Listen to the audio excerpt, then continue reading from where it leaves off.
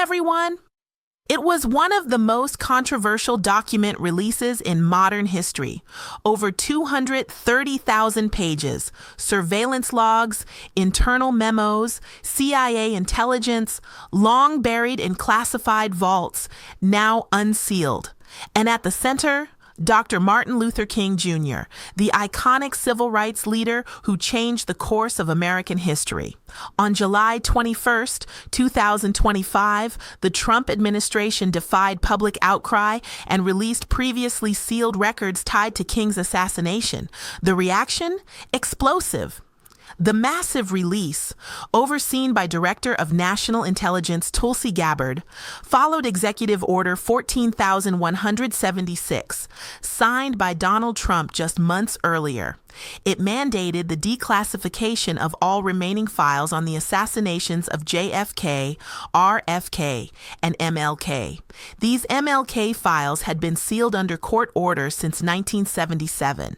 Originally set for 2027, a federal judge lifted the seal early at the Trump administration's request. The documents were published online by the National Archives with minimal redactions. So what exactly was revealed? FBI surveillance logs. Thousands of pages detailing wiretaps, bugged hotel rooms, intercepted mail, and surveillance reports on King and his associates. James Earl Ray files. Evidence from Ray's arrest, interrogations, and startling new claims from a former cellmate, hinting at a broader conspiracy. CIA intelligence. Records tracking Ray's escape and capture overseas, featuring foreign police reports and diplomatic cables never before seen by the public. But perhaps the most disturbing revelations involve the FBI's relentless campaign to discredit and destroy Martin Luther King Jr. Led by Director J. Edgar Hoover, the Bureau saw King not as a hero, but as a threat. The files detail how the FBI wiretapped King's phones, bugged his hotel rooms, intercepted his letters, and planted informants in the civil rights movement. Under COINTELPRO, the FBI even mailed King an anonymous letter urging him to commit suicide. These weren't just surveillance efforts, they were psychological warfare. King's surviving children, Martin Luther King III and Bernice King, opposed the timing of the release. They warned that the files could be used to smear their father's name, especially without historical context.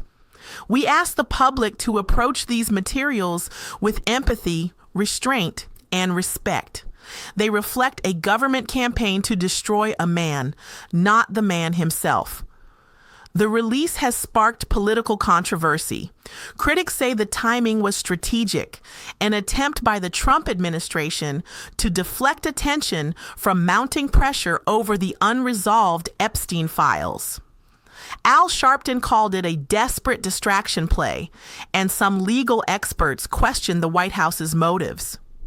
Still, Trump allies framed it as a long overdue move for historical transparency. This release reopens a painful chapter of American history. It lays bare not just the tragedy of King's assassination, but the institutional efforts to silence him while he was alive. For historians, journalists, and the public, these files are a treasure trove. But the King family urges caution, because history, when told without care, can distort as easily as it can enlighten. The truth is finally out, but what we do with it, that's up to us. Read the files yourself at archives.gov, like, comment, and subscribe for more deep dives into history and politics.